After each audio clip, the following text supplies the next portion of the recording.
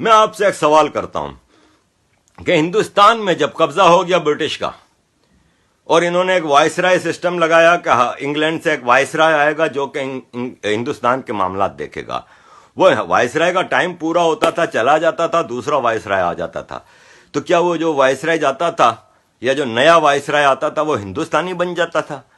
تو اسی طرح جب بابر مر جاتا ہے تو پاویں آج جاوید اختر صاحب اور دوسرے مغل کے جو ٹھیکیدار بنے ہوئے ہیں وہ ہمیں یہ گیان دیتے ہیں کہ بابر انویڈر تھا نا، چلے ہمایوں بھی انویڈر تھا، اکبر تو ہندوستان میں پیدا ہوا تھا، ہندوستانی تھا، تو وہ جو برٹش وائسرائے تھے ان کے بچے جو ادھر پیدا ہوتے تھے وہ ہندوستانی ہو جاتے تھے۔ آپ بابر کے، اکبر کے، اورنگزیب کے ڈی این اے نہیں چینج کریں بھائی، وہ نہیں تھے ہندوستانی، وہ انویڈر تھے، treat them as an invader اپنی ہسٹری بکس میں۔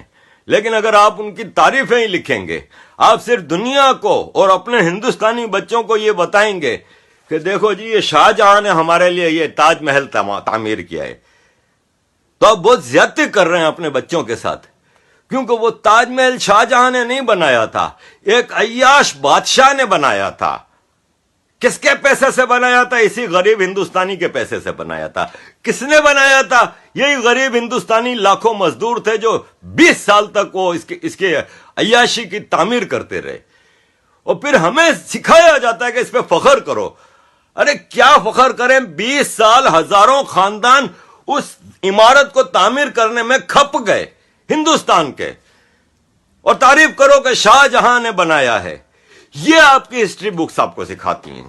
آپ کی ہسٹری بکس آپ کو یہ سکھاتی ہیں کہ ٹیپو سلطان نے وطن کے لیے قربانی دی ہے، ٹیپو سلطان نے اپنے سلطنت کے لیے قربانی دی ہے، جو کہ وہ وہاں پہ ہندوستانیوں کو غلام بنا کے حکومت کر رہا تھا۔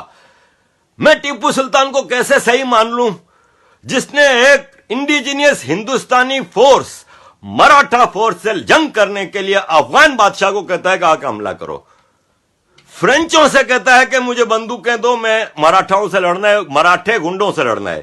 ابے وہ ہندوستانی ہے اصل تو، تم ہندوستانیوں سے لڑنے کے لیے ٹیپو سلطان قربانی دیتا ہے تو ہماری کتابیں کہتی ہیں کہ اس نے ہندوستان کے لیے قربانی دی۔ ہماری کتاب رانا پرتاپ سنگھ کو کبھی گلوریفائی نہیں کرے گی، کسی کو نہیں کرے گی۔ اشوک سے لے کے آ جائیں آپ، چندر گپت موریہ سے آ جائیں آپ، ہلکا پھلکا ذکر آ جائے گا۔ گلوریفائی کون ہو رہے ہیں؟ اکبر، اورنگزیب۔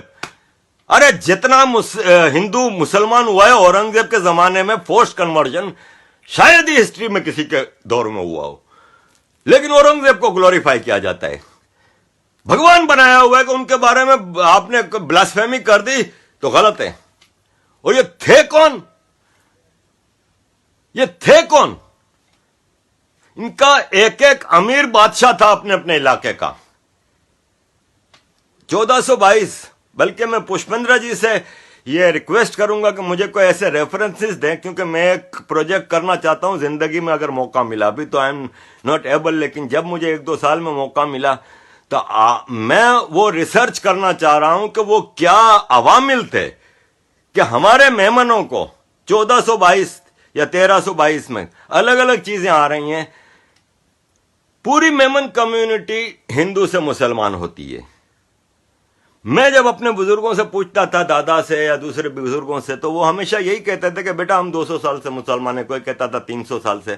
میں کہتا تھا ہوئے کیوں تھے؟ تو بولتے تھے کہ میمن بزنس مین کمیونٹی تھی، ہم لوگ غریب نہیں تھے کہ ہمیں کوئی پیسوں کی ضرورت تھی، ہم تو اسلام کے میسج کو، خوبصورت میسج کو ایک بزرگان دین کے اس پہ قبول کیا تھا۔ یہ ہمیں کہہ کے وہ کیا جاتا تھا۔ میں ریسرچ کرنا چاہ رہا ہوں کہ وہ عوامل کیا تھے، وہ گراؤنڈ ریئلٹی کیا تھی جس کی بنیاد پہ ایک پوری کمیونٹی کو اپنا صدیوں پرانا دھرم چھوڑ کے اسلام کی طرف جانے لگا۔ اس کا مطلب یہ کہیں نہیں ہے کہ میں اپنا اسلام چھوڑ رہا ہوں یا نہیں، میں مسلمان ہوں اور میں مسلمانی ہوں، لیکن میں سب سے اوپر ہندوستانی ہوں اور ایک انسان ہوں۔ میں انسانیت پہ بلیو کرتا ہوں۔ میں اس علاقے کے جو انڈیوائیڈڈ انڈیا تھا اس پورے علاقے کو اپنا دیش مانتا ہوں، اپنا وطن مانتا ہوں۔ باقی تو میں کراچی میں پیدا ہوا ہوں، میرے لیے کراچی ہی سب کچھ ہے۔ جو محبت کراچی کے لیے میرے دل میں ہے وہ دنیا میں کسی جگہ کے لیے نہیں ہو سکتی۔ اس لیے کہ وہ میرا شہر ہے, وہاں میں پیدا ہوا ہوں, پلا بڑا ہوں, پڑھا لکھا ہوں. میرے آج بھی 99% رشتہ دار کراچی میں رہتے ہیں. میرے اپنے سگے بھائی بہن سب کراچی میں رہتے ہیں. تو کراچی از مائی وطن. لیکن اگر میں جذبے کی بات کروں تو پھر میرا وطن وہی پورا برٹش انڈیا ہے. پھر میں جب دیکھتا ہوں کہ اس خوبصورت جنت کو ہماری کس طرح انٹرنیشنل سازشوں نے تباہ کیا اور کس طرح ہمارے لوگ اس میں شامل ہوئے, ہندوستان کے لوگ, تو پھر مجھے درد ہوتا ہے. تو میں اور کچھ نہیں کر سکتا نا بھائی. نہ میں کوئی لڑنے بھڑنے والا آدمی ہوں, نہ کچھ. UN جاتا تھا, یورپین پارلیمنٹ جاتا تھا, مہاجروں کا ایک ایشو چلاتا تھا, مہاجروں پہ ہونے والے ظلم کے بارے میں. اب کچھ سالوں سے پھر یہ احساس ہوا کہ پھر پورا پاکستانی تم لے کے چلو نا سارے ایشوز. تو اب میں کچھ سالوں سے پاکستان کے سارے ایشوز پہ صرف اویئرنیس پھیلا سکتا ہوں, میں بات کر سکتا ہوں. میں ہمیشہ آرمڈ اسٹرگلز کے خلاف رہا ہوں. میں ایک نان وائلنٹ بندہ ہوں. اگر میں نے زندگی میں گاندھی جی کی کوئی ایک بات مانی ہے تو وہ یہی ہے جو وہ کہتے تھے, نان وائلنس.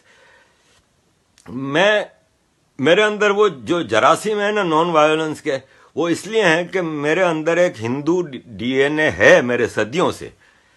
کیونکہ ہندو از اے نان وائلنٹ قوم. اگر مسلمان قدر کرنے پہ آئے تو اس کو اندازہ ہی نہیں کہ اللہ نے اس کو یہ کتنی بڑی نعمت دی ہے, ہندو پڑوسی. دنیا کا موسٹ ٹالرنٹ اگر کوئی ریلیجن ہے تو یہی تو ہے سنتانا دھرم. اس کو اسٹڈی کرنے سے آپ کوئی کافر نہیں ہو جاتے, کیونکہ یہ ایک فلسفی ہے. آج دنیا, یورپ اور امریکہ کے پروفیسر کہہ رہے ہیں کہ انڈین ویدک سسٹم میں جا کے کھوجو, کافی چیزیں ملیں گی. جو ترقیاں آج ہیں وہ ہمارے ویدوں میں صدیوں پہلے دے دی گئی ہیں. قدر ہم لوگ نہیں کرتے نا. ہم لوگ جو امپریسڈ ہو جاتے ہیں آکسفورڈ اور کیمبرج اور یہ وہ. ہماری یونیورسٹی جس نے تباہ کی اس کی پوجا کر رہے ہیں آپ کے ہندوستانی جاوید اختر صاحب اور سوارا بھاسکر اور پتہ نہیں کون کون. بڑا دکھ ہوتا ہے, بڑا دکھ ہوتا ہے کہ یہ دنیا میں ایک جنت ہے دیش. آپ ان ہسٹورینز کی کتابیں نکال کے دیکھ لیں جس نے 1000 سال پہلے, 1500 سال پہلے, 500 سال پہلے, جیسے آپ ابن بطوطہ کو لے لیں, واسکو ڈی گاما کو لے لیں, جو ہندوستانوں کے سفر کی کتابیں ان کی آپ پڑھیں. یار کن الفاظ میں اس دیش کا ذکر کرتے ہیں, اس دیش کی خوبصورتی کا, اس دیش کی وسڈم کا. آپ کے ویدوں کا ذکر ان سب میں موجود ہے کہ ہندوستانی. آپ مجھے یہ بتائیں کہ مجھے لوگ تصویریں بھیجتے ہیں, میں نے ایک مندر دیکھا جو ایک پہاڑ کے اندر بنایا گیا ہے, ہزاروں سال پہلے, 500 سال پہلے بنے تاج محل کی جو تعریف کرتے ہیں, میں حیران ہوتا ہوں کہ اس میں کس طرح انہوں نے پہاڑوں کو کھودا ہوگا ہزاروں سال پہلے, اور ہزاروں ٹن پتھر نکلا ہوگا, اور اس کے اندر پھر مورتیاں اور ساری چیزیں. یہ تھا یہ دیش. نظر لگی جب اندر ڈیوائڈ پیدا ہو گیا ہے, جب ہندو راجیہ چھوٹے چھوٹے ایک دوسرے سے لڑنے لگے. آگے پھر غزنوی بھی آئے, تغلق بھی آئے, غوری بھی آئے, پھر مغل بھی آئے, اور پھر انگریز بھی آئے, فرینچ بھی آئے, ایون پرتگال بھی آیا, سبھی آئے ادھر. کون نہیں آیا؟ سب نے کوشش